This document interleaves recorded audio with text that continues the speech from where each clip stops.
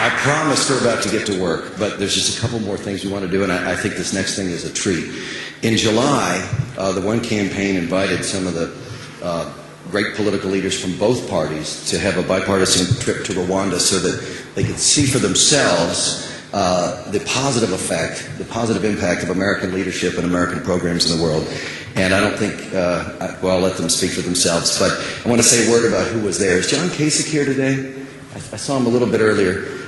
John Kasich is a great champion for these issues. I think it's... and Rick Santorum, of course. Of course, two of the great champions in Congress way back before people were focusing on this. They focused in the late 90s on debt relief and then AIDS and many of the things that followed. But John and Karen Kasich were both on the trip with us.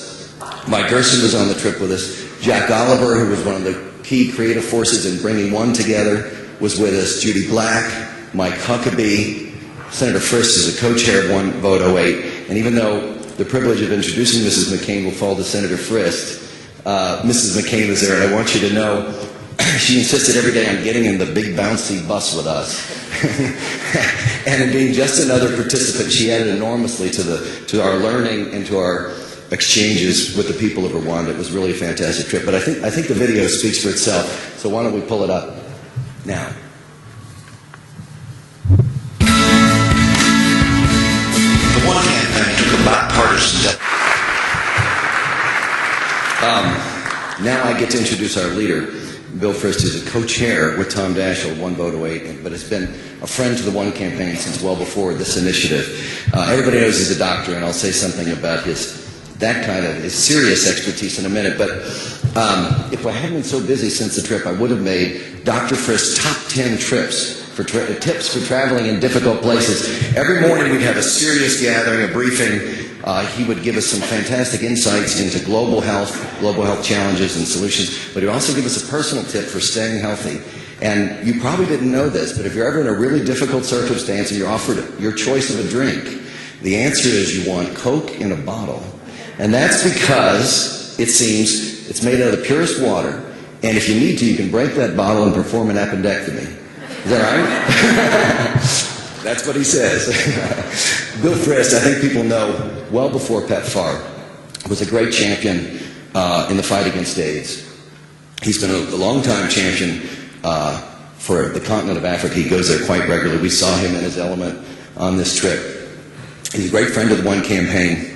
A great champion of the world's poor, and a great American leader. So may I introduce him. Thank you, David. I'll be very brief, but thank everybody for being here today and coming together as one. And that really is the thematic of today, that we are all in this and we can all make, as Princess Zulu said, make a difference. I do, because I'm not going to introduce her, want to basically recognize the person who, working through her husband and the position, has done more in addressing the single greatest humanitarian, public health, and I would say moral challenge of our times, more so than any two people in the world, in the history of the world, in addressing such a cause.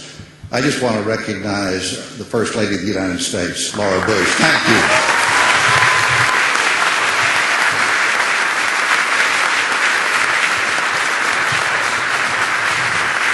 You see, it seems like that day in 2003 when President Bush really took almost by surprise the world in the State of the Union message when he made the announcement of a $15 billion commitment, more than any single country has ever focused on one disease in the history of the world. But about 10 days before that, Karen, my wife, and I were here, joined the First Lady and the President at the White House. And it was there really, I think, for the first time that, maybe it was about 2 weeks before, that he said he was going to make this commitment. And I'll tell you, as somebody who has been in Africa every year, even as Majority Leader in the United States Senate, every year, not politically, but as a physician, I couldn't believe it. Why? Because you saw the people, you hear the stories like Princess Zulu's, and you know what American commitment and creativity and innovation and power and resources can do in leading. We can't do it all, but in leading that moral commitment to the world.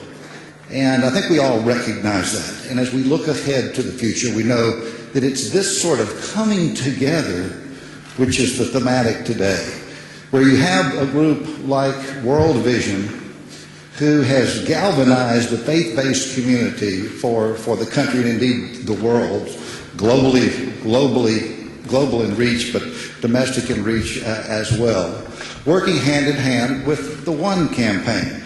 The One campaign, as I said in the video, 2 million people wearing our armbands, asking questions of the candidates, as there were candidates out there through One Vote OA. What are you going to do about the fact that there are 1.2 billion people in the world who don't have access to clean water?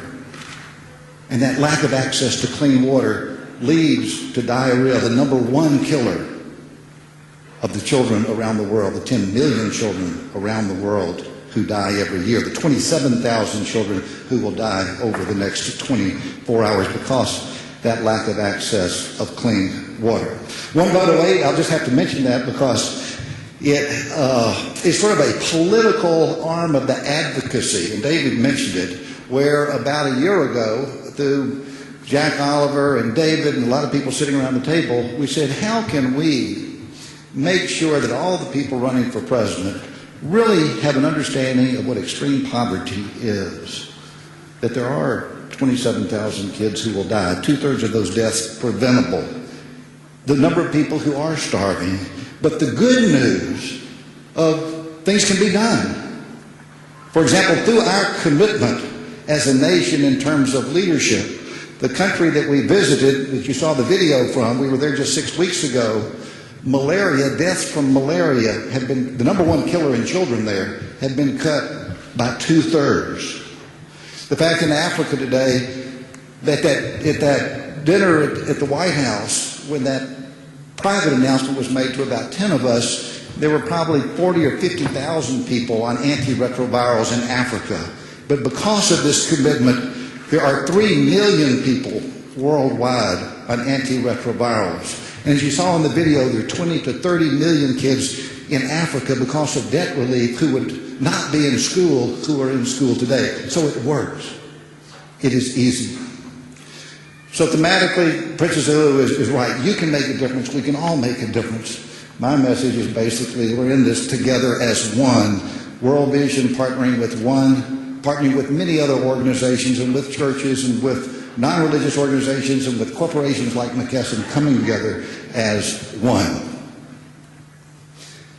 Lastly, it gives me a great pleasure, and this is a little bit of a prelude to what I will say Thursday night on the convention floor about a person that most of you know, but you all get to know very well as the next First Lady of the United States of America.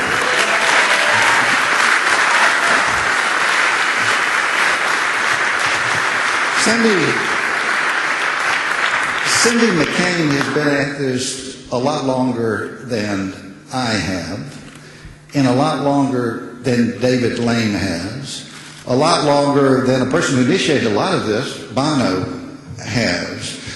I say that to give you just a sense of perspective. But we were in a meeting, and I may say this Thursday night, we were in a meeting with the leaders of Rwanda, a country where 1 million people died in a period of about 95, 96 days. They were slaughtered. It was a terrible time.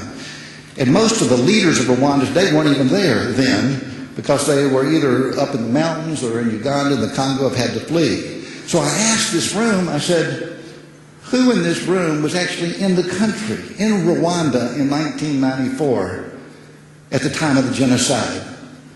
Maybe 25 people were there, mainly Rwandans. One hand went up, one hand went up, one hand went up.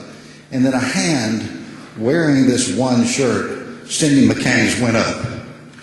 Yes, Cindy McCain in 1994 was conducting a medical mission trip to respond to the greatest human tragedy in terms of the murder that was going on really since the Holocaust. She was there.